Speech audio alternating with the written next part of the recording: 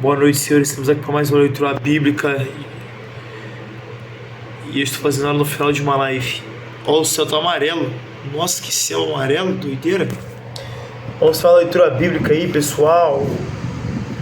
Fazer uma leitura bíblica aqui com o pessoal em live ainda, né?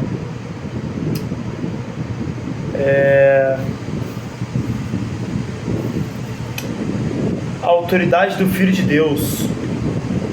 Vamos lá, vou deixar aqui o fone aqui, ó. João, capítulo 5, versículo 19. Vai ser Jesus falando.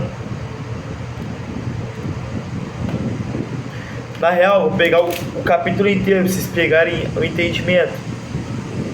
Eu posso pegar um pouquinho antes. Vamos lá. João, capítulo 5, versículos 1. Depois disso, houve uma festa dos judeus e Jesus foi até Jerusalém. Ali existe um tanque que tem 5 entradas e que fica perto do porto das ovelhas. Em hebraico, esse tanque se chama Betzazá. Betesatá.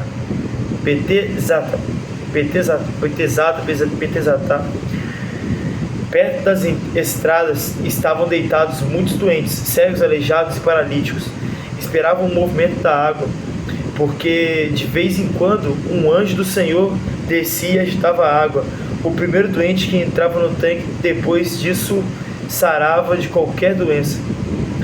Entre eles havia um homem que era doente, fazia 38 anos.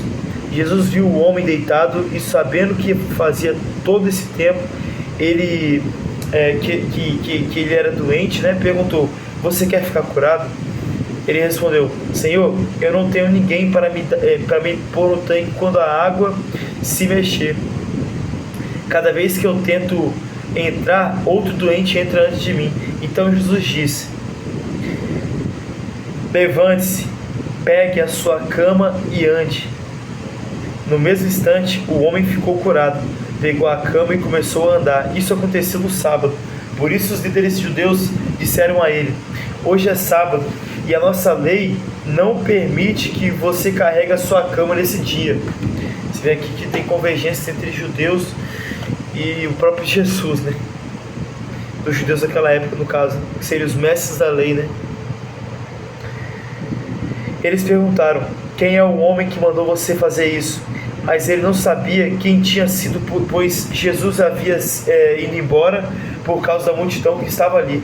Mais tarde, Jesus encontrou o homem no pátio do templo e disse a ele: escute, você agora está curado. Não peque mais, para que não aconteça com você uma coisa ainda pior. O homem saiu dali e foi dizer aos líderes judeus que quem o havia curado tinha sido Jesus. Então eles começaram a perseguir Jesus, porque ele havia feito essa cura no sábado. Então os judeus ficaram irados, ficaram bravos, né? Porque Jesus fez cura no sábado.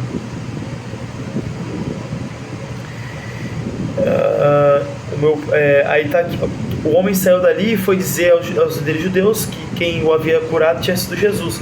Então eles começaram a perseguir Jesus, porque ele havia feito essa cura no sábado. Então Jesus disse a eles: o meu pai trabalha até hoje e eu também trabalho.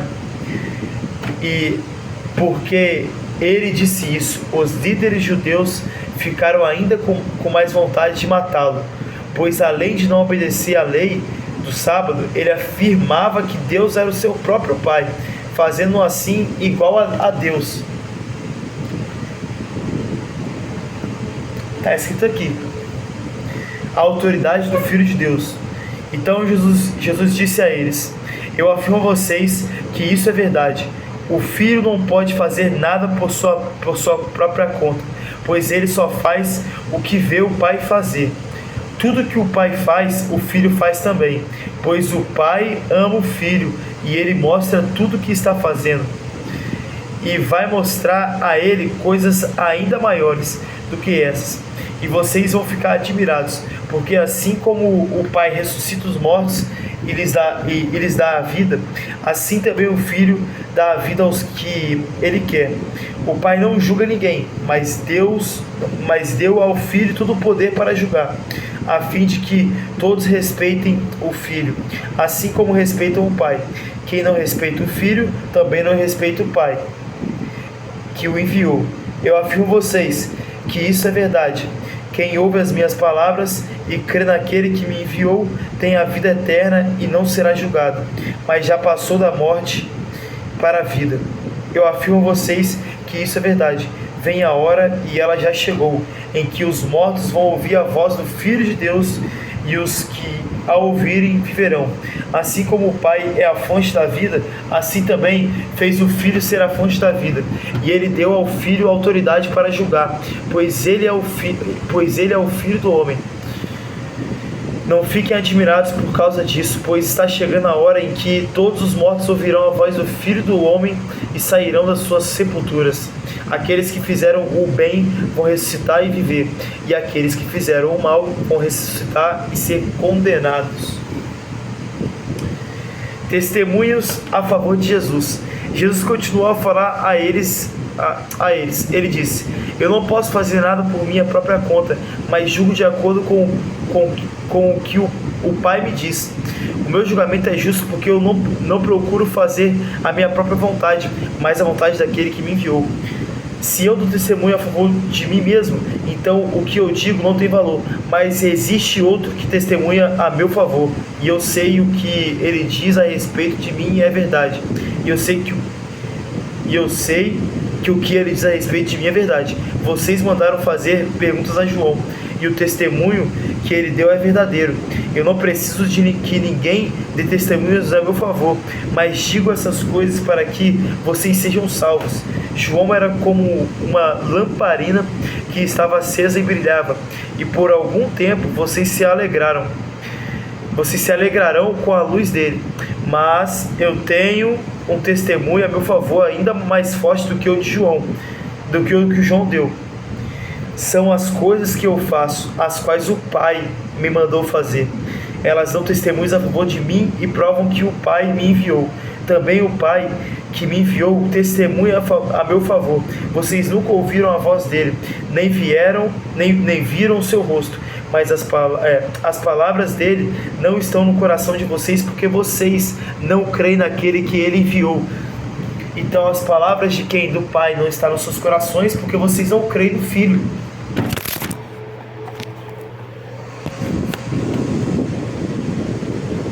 Vocês estudam as Escrituras Sagradas porque pensam que vão encontrar nelas a vida eterna. A vida eterna vem de Cristo Jesus. A vida eterna vem da crença no nosso Senhor e Salvador, em Cristo Jesus. A vida eterna não vem das Escrituras Sagradas. A vida eterna vem de Cristo Jesus. E naquela época não tinha ainda os relatos, né? Imagino. Na real aqui já está tendo os relatos, né? Porque pensam que vão encontrar nelas a vida eterna. E são elas mesmas que dão testemunho a meu favor. As próprias Escrituras Sagradas são testemunhos a favor de Jesus Cristo. Mas vocês não querem